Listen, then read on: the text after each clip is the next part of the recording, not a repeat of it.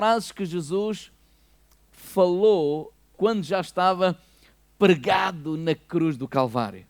E é alguma coisa que tenho lido e me tem abençoado, e durante esta semana voltei a ler estas últimas horas de Jesus nos vários evangelhos e as frases que Jesus pronunciou na cruz do Calvário. Porque eu acredito que são frases poderosas, são frases que nos mostram a atitude de Jesus, são frases que nos mostram o coração de Jesus, o seu caráter, a sua personalidade. São frases que reforçam todos os ensinamentos de Jesus enquanto ele viveu aqui nesta terra. Eu creio que há frases que ele proclamou que vão reforçar, é como lembrar aquilo que ele ensinou, que são ensinamentos tipo pilares, como eu falei a semana passada, fundamentais para a fé cristã. São frases que nos mostram a extraordinária pessoa de Jesus Cristo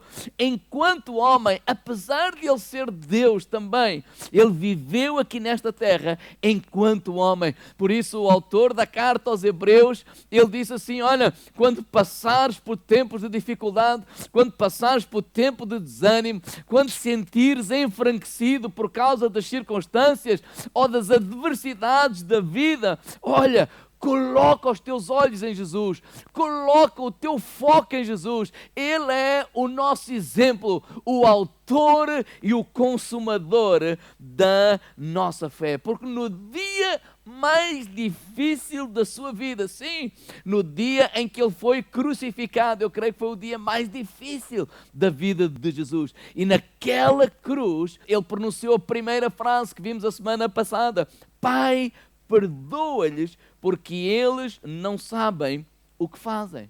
Falámos também da segunda frase, quando ele se vira para aquele homem que é um ladrão que estava a ser crucificado ao lado de Jesus. Na verdade estavam dois, mas para um ele disse esta frase: em verdade te digo que estarás comigo hoje no paraíso. E hoje vamos ver a terceira e a quarta frase que Jesus pronunciou.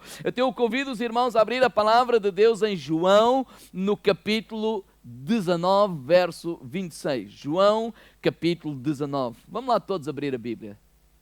Oh Senhor, obrigado por este tempo, por esta manhã, Senhor, fantástica na tua casa, na tua presença, embora virtualmente, mas com todos estes meus irmãos, Senhor, que nós somos a igreja, a família, o corpo de Cristo aqui nesta terra, Senhor. Eu te peço, Espírito Santo, usa-me, faz-me falar pelos teus oráculos, dirige as minhas palavras, que não sejam as minhas, que venham da minha intelectualidade, mas que venham do teu coração para cada um de nós, em nome de Jesus. Amém.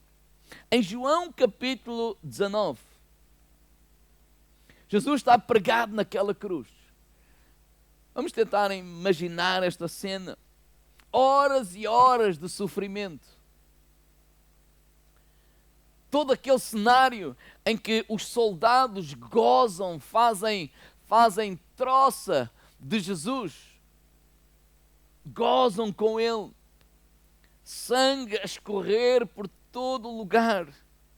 E quando Jesus lá naquela cruz, ele olha cá para baixo, ele vê a sua mãe e ele vê o discípulo que a palavra de Deus diz que é o amado, que era o João. Talvez o único discípulo que estava ali. Todos os outros tinham se dispersado, fugido, e não era por maldade, não é? Ou que não amavam a Jesus, mas de facto havia aquela ideia que eles também poderiam ser crucificados com Jesus. Então todos eles tinham-se dispersado, mas a mãe de Jesus e este discípulo João estavam ali.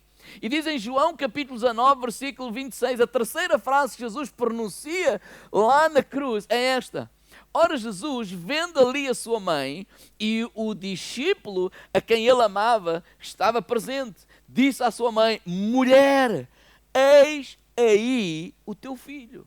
Depois disse ao discípulo: eis aí a tua mãe. Desde aquela hora o discípulo a recebeu em sua casa. Jesus vê Maria, Jesus vê o João e ele fica preocupado com eles, sim, ainda pregado na cruz, ainda a sofrer, no meio de toda a agonia de sofrimento, ele se preocupa com Maria e com João. E a terceira frase, ele diz: mulher, olha, aí está o teu filho. Olha, João, aí está a tua mãe. É interessante que no meio do momento mais crítico da sua vida, ele continua a pensar nas outras pessoas. E esta é uma das características extraordinárias do poder do Evangelho. Há um poder extraordinário quando nós pensamos mais nos outros do que em nós mesmos. Sim, há um poder extraordinário. Algumas pessoas dizem: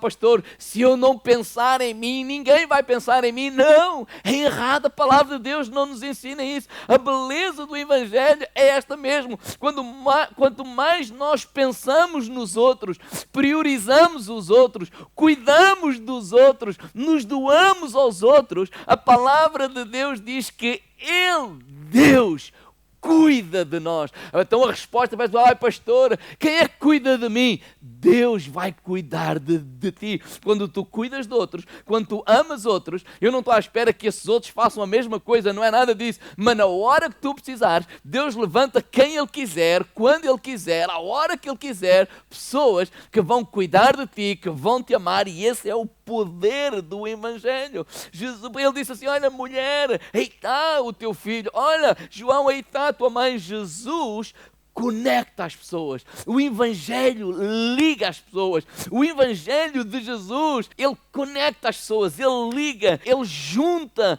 as pessoas. Foi o que ele fez com João e com Maria. Diz que a partir daquele dia, não é, o próprio João recebeu a mãe de Jesus, Maria, em sua casa. E sabes uma coisa? É por isso que nós chamamos irmãos. Nós não nos chamamos irmãos por religiosidade, por tradição. Não, nós somos a família de Deus. Nós somos família. Às vezes as pessoas dizem: não é como família, mas é como se fosse. Não, nós somos a família de Deus. E quem nos ligou foi Cristo. Quem nos uniu foi Cristo. Olhe para o meu exemplo e o da Carla. Chegámos há 6 anos atrás, em janeiro, não é? Aqui à Figueira da Foz. A nossa família, no mínimo mais perto, está a 200 quilómetros, mas vocês são a nossa família. Nós passamos muito mais tempo com vocês. E alguém me diz: quem é que nos vai ajudar? Não temos as avós, não temos isto, não temos aquilo, mas temos cada um de vocês e temos experimentado isso, o vosso amor, o vosso cuidado, o vosso carinho. Há pessoas que olham para nós como se fossem nossas mães, apesar de nós somos os vossos pastores, mas como os seus filhos, os seus netos ou os seus pais, com todo o respeito por toda essa gente, mas dizendo, e nós nos sentimos amados. E alguém pode dizer: pastor, sim, mas isso é porque são vocês, são os pastores. Não, isso não é a verdade. Quantas pessoas temos na nossa igreja que vieram da outra parte do mundo há não sei quantos anos para esta cidade, e ao virem para esta igreja, ao se conectarem com este povo, encontraram uma família, e são uma família. Dizia-me alguém durante a semana que passou: obrigado por deixar participar na vida dos vossos filhos. E nós respondíamos: obrigado por vocês participarem na vida deles. Nós somos a família de Cristo. Cristo nos uniu, Cristo nos ligou. Este é o poder do Evangelho. Cristo nos liga uns aos outros, e ele diz assim: olha, cuidam uns dos outros, preocupem-se uns com os outros, porque sabes uma coisa? Quanto mais nós nos damos aos outros, mais Ele, Deus, vai cuidar de cada um de nós. Romanos capítulo 12, verso 10 diz assim: amem-se como irmãos e ponham os outros sempre em primeiro lugar. E sabe o que é que isso vai acontecer? Vai acontecer que Ele vai cuidar de nós. Quando nós cuidamos, amamos, nos estimamos uns aos outros, Ele cuida de nós. Este próprio discípulo que estava naquele dia com Jesus, no dia da sua crucificação, anos mais tarde, ele escreve algo extraordinário. 1 João capítulo 4, verso 20, ele diz assim: se alguém diz que ama a Deus, mas tem ódio ao seu irmão, é mentiroso.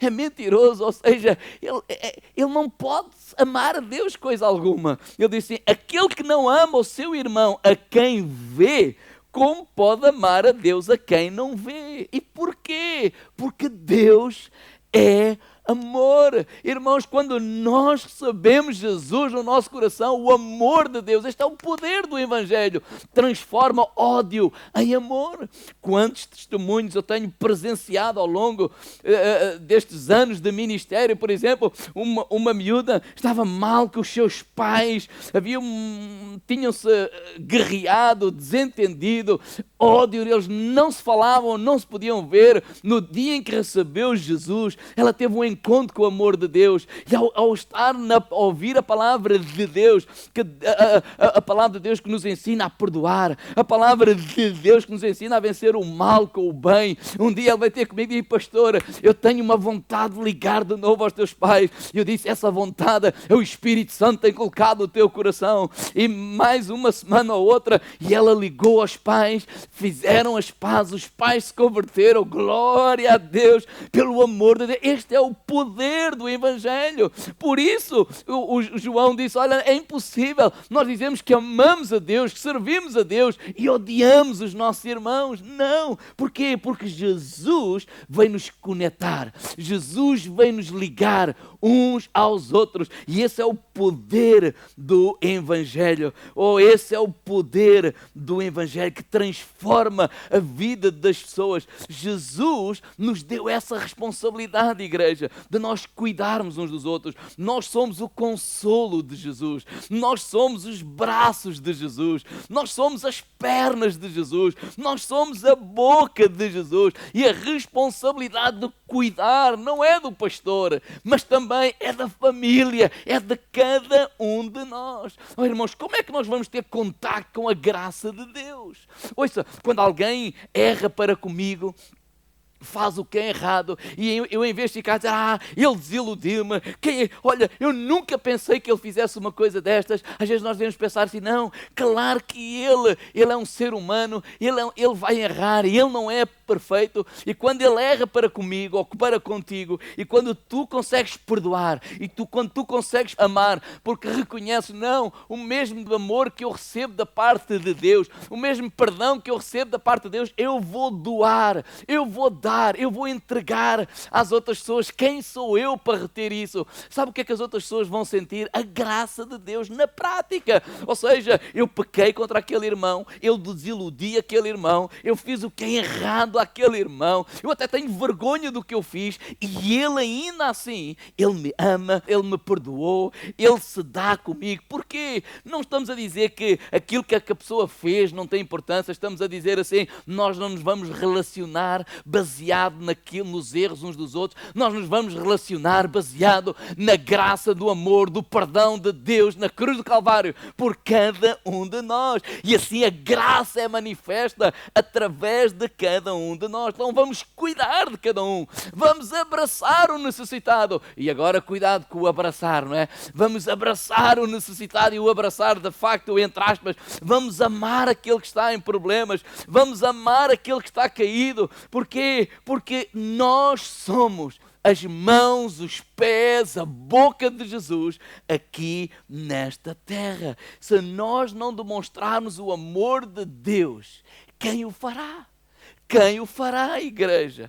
Efésios 2, versículo 19 diz assim, Portanto, já não são estrangeiros nem hóspedes, fazem parte do povo santo de Deus e são membros da sua família. Nós já não somos estrangeiros, nós fazemos parte da família de Deus. Será que tu podes dizer aí a alguém que está perto de ti, nós fazemos parte da família de Deus? É por isso que nos reunimos, ainda que seja online, nós somos a família, nós fazemos parte da família. Tu fazes parte da família, não importa se nasceste na Figueira, não importa se nasceste no Brasil, não importa se nasceste em Angola, não importa se nasceste na outra parte lá do mundo, nós, igreja, somos a família de Deus. É isso que Apocalipse diz, lá em capítulo 7, versículo 9, que uma multidão que não se podia contar, homens de todas as tribos, povos, línguas, nações, estavam perante o trono e diante do Cordeiro, trajando vestidos brancos com palmas nas suas mãos e clamavam em grande voz: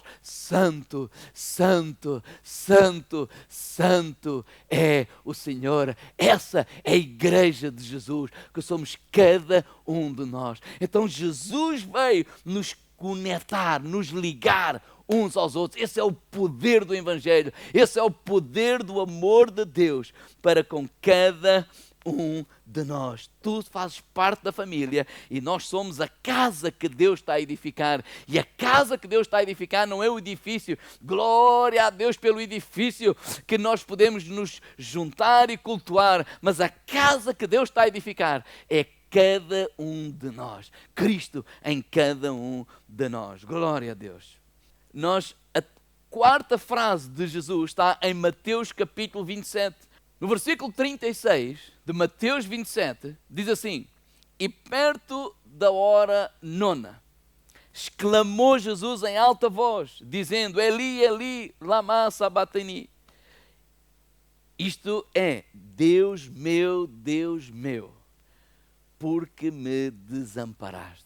Esta é a quarta frase de Jesus. Jesus pregado naquela cruz, ele sente todo aquele sofrimento, mas mais do que o sofrimento, Jesus sente pela primeira vez o abandono de Deus e disse: Deus meu, por que que me abandonaste? E é interessante estudar isto, irmãos, porque nunca antes Jesus tinha sentido o abandono de Deus. E este foi a primeira vez. Quando nós lemos os Evangelhos, nós percebemos que Jesus tinha íntima comunhão, intimidade com o Pai. Não poucas vezes nós encontramos Jesus a orar. Não poucas vezes nós encontramos Jesus a passar uma noite inteira em oração, em comunhão com o Pai, em busca da vontade de Deus. Tanto que ele, algumas vezes ele dizia: olha, a minha vontade é fazer a vontade do Pai e realizar a sua obra. Ou seja, este é o meu desejo, esta é a minha vontade. Mas agora na cruz, porquê que ele diz: Deus meu, porquê que me desamparaste? Porquê que Deus abandonou Jesus naquela altura? Porque sim, é verdade, houve uma altura que Deus voltou as costas a Jesus. E porquê que isso aconteceu? Porque naquela altura, né, Jesus estava na cruz a levar cada um dos nossos pecados. Todos os pecados da humanidade estavam sobre Jesus Cristo, estavam a ser carregados naquela cruz através de Jesus Cristo. Sim, todos os pecados, a ira de Deus. Quando as pessoas dizem: ai, Deus está irado, não, a ira de Deus caiu sobre Jesus quando ele estava a carregar os meus e os teus pecados. A palavra de Deus diz lá em Romanos 6:23 que o salário do pecado é a morte. Ou seja, todos aqueles que pecam, a recompensa do pecado é a morte. Então, se eu peco, se tu pecas, a nossa recompensa era morte. E foi isso que Jesus veio fazer, dizer: não, eu os amo tanto que eu quero morrer na vez deles. Ou seja, eu tenho que pagar uma dívida, eu tenho uma dívida ao banco para pagar, e se eu não pagar, eles vão levar todos os meus bens. Se eu tenho um carro, levo o carro. Se eu tenho uma casa, levo a casa. Se eu tenho o que tiver, não é? Não sei se irmãos já alguma vez tiveram contato com isso, mas uma vez vi um caminhão a chegar à casa de alguém e a levar sofás, e a levar televisão, e quando me apercebi, não pensava que era uma mudança, mas não, era as finanças, a pessoa não tinha pago lá não sei o quê. Então, tudo que era de valor, até essas pequenas coisas, elas foram todas levadas. E o que Jesus veio fazer foi dizer assim: parem aí tudo isso, parem aí o caminhão, parem as pessoas que estão a levar as coisas dessa pessoa. Eu me coloco no lugar dessa pessoa e eu pago tudo o que essa pessoa deve. Foi isso que Jesus veio fazer por mim e por ti. A Bíblia diz que todos pecamos, Romanos 3:23, e estávamos separados da glória de Deus. Ou seja, o pecado nos separa de Deus. Jesus nunca tinha sentido esse abandono, nunca tinha sentido essa separação, porque ele nunca pecou. Mas nós, às vezes, já sentimos isso. Eu não sei se isso já aconteceu convosco, mas às vezes, quando nós pecamos, quando nós desobedecemos, nós sentimos a tristeza do Espírito Santo em nós, e nós próprios ficamos tristes e sentimos que Deus nos abandonou, sentimos que o pecado nos separou. Não é abandonou no sentido de deixou-nos só, mas nos quebrou a nossa comunhão com Deus. E foi isso que Jesus sentiu. Porquê? Porque Ele estava naquela cruz, no teu lugar e no meu lugar. E há algo que eu não sei muito bem explicar, mas é algo sobrenatural que aconteceu naquele lugar. É algo fantástico que aconteceu. Essa troca foi algo sobrenatural. Jesus foi para aquele lugar, carregou o teu pecado e o meu, e nós não estávamos naquela cruz, merecíamos estar, mas não estávamos, mas estávamos no lugar de Jesus, porque Ele trocou de lugar connosco, naquele que era o Filho, naquele que era o Santo, naquele que era o Justo. Por isso, Ele naquela cruz carregou toda a dor, carregou todo o pecado, e em nosso lugar Ele morreu por cada um de nós. Para quê? Para que nós hoje não fôssemos chamados pecadores, mas fôssemos chamados filhos amados do Deus Altíssimo. Porquê? Porque Deus não olha para nós agora através do pecado, mas através de Jesus Cristo. Agora não somos mais uns derrotados, como a palavra de Deus diz, somos mais que vencedores em Cristo Jesus. Tem a ver com aquilo que Cristo fez. Por isso eu admiro tanto Jesus, por isso eu o amo, por isso Deus, a maneira como quer responder, não é pagar, mas responder ao teu amor, à tua graça, à tua misericórdia, é-me doando, te servindo, te amando, te adorando, porque graças àquilo que Cristo fez por nós, agora somos filhos de Deus. Graças àquilo que Cristo fez por nós na cruz do Calvário, agora somos mais do que vencedores. Quando a Bíblia usa aquela expressão mais do que vencedores, um dia ouvi este exemplo que adorei. Por exemplo, vocês imaginam um pugilista que ele vai competir o título mundial de mais de 80 quilos. Eu não percebo muito disso, mas não sei se é 80, se é 70, isso também não é importante. E ele vai, pega o avião, vai lá, não sei para onde, e vai combater. E o homem treina e faz isto e faz aquilo, e no dia do combate está toda lá aqueles milhares de pessoas a ver, e o homem, não sei se vocês já viram aqueles filmes, pelo menos os mais antigos, né, do Rocky, né, que leva lá no ringue, leva murro de um lado, e depois daquilo vai em slow motion. A gente vê assim o cuspe todo a sair. Não se pode dizer, aquilo tudo. Né? O homem leva murro na cara, murro no olho, tem com um olho negro. Vocês já viram o Stallone há uns anos atrás? Né? Quase toda levou porrada por tudo o que foi lugar. E ele lá consegue se desenvencilhar e manda assim um murro bem forte lá ao adversário. O homem cai e o Stallone acaba por vencer, e ele é vitorioso, e ele recebe o título. Quase todos os jornalistas chegam ali perto, não é para ele falar, mas ele está tão cansado, tão ofegante, que ele nem consegue falar e tal, e aquele homem ganha um cheque de 1 milhão de euros. Bem, aquilo passa, ele vai e é tratado, cuidam disto, daquilo, mas claro que ainda fica inchado, apanha o avião, volta para casa assim meio inchado, com o cheque na mão, né? E chega lá a esposa estava em casa, a esposa não levou nenhum murro, a esposa estava no sofá, sim, sofria, mas ela estava lá sentada no sofá ao ver o marido apanhar, e o marido chega, a mulher está aqui, 1 milhão de euros, e entrega esse cheque na mão da mulher. Sim, ele foi vencedor, ele lutou e venceu, mas esta mulher foi mais do que vencedora, porque ela não lutou, não levou nenhum murro e recebeu o cheque. Sabes uma coisa, não é brincadeira, foi isso que Cristo fez por nós na cruz do Calvário. Ele morreu por nós, ele pagou os nossos pecados, ele sentiu o abandono de Deus para que eu e tu recebêssemos esta vitória, fôssemos ser, como diz lá em Romanos 5:1, sendo pois justificados pela fé, temos paz com Deus por nosso Senhor Jesus Cristo. Cristo nos reconciliou com Deus, justificado. Sabe o que é que significa?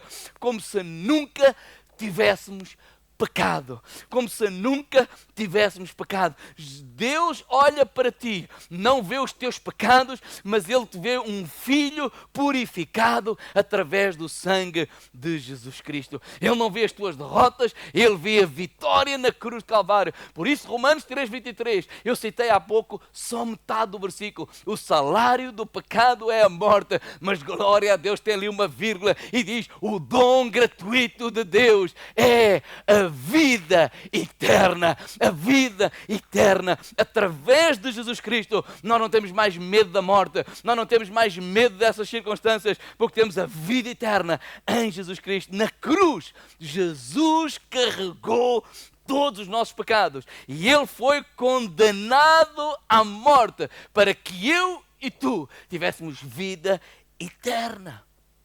E alguém pode perguntar assim: pastor, mas se Jesus carregou os nossos pecados, por que é que Ele não foi condenado à morte eterna? Sim, porque Jesus ressuscitou.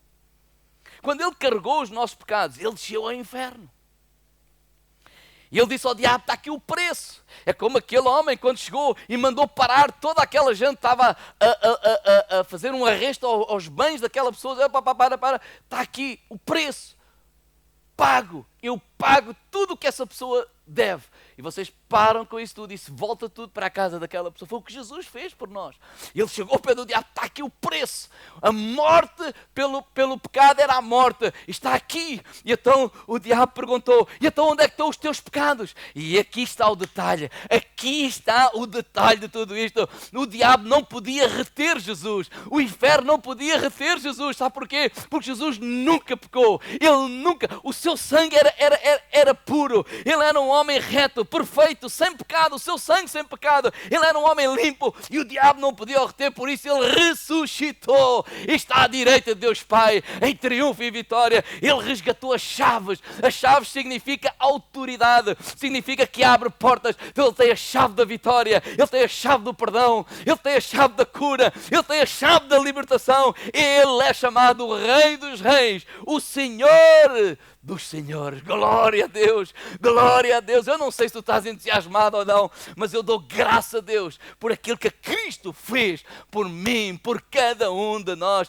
Hoje Ele tem as chaves na sua mão, Ele tem as chaves da vitória nas suas mãos e por isso nós o adoramos. É isso que nós celebramos nesta manhã. Celebramos a ressurreição, celebramos a vitória, celebramos o Rei dos Reis, celebramos aquele que é o Alfa, o Ômega, o princípio e o fim de todas as coisas. Ele é o soberano, o Senhor, o eterno Deus Criador dos céus e da terra. Oh, igreja, eu não sei se isso te entusiasma, mas eu dou tantas graças ao Senhor por aquilo que Ele tem feito por nós, por mim, por ti, na cruz do Calvário, em nome de Jesus. Em nome de Jesus. É motivo de nós darmos graças. Será que podes fazer isso agora mesmo? Aí no teu lugar, levanta o teu braço e glorifica ao Senhor. Aí no teu lugar, levanta o teu braço e dá graças ao Senhor. Dá graças ao Senhor. Dá graças ao Senhor. Dá graças ao Senhor.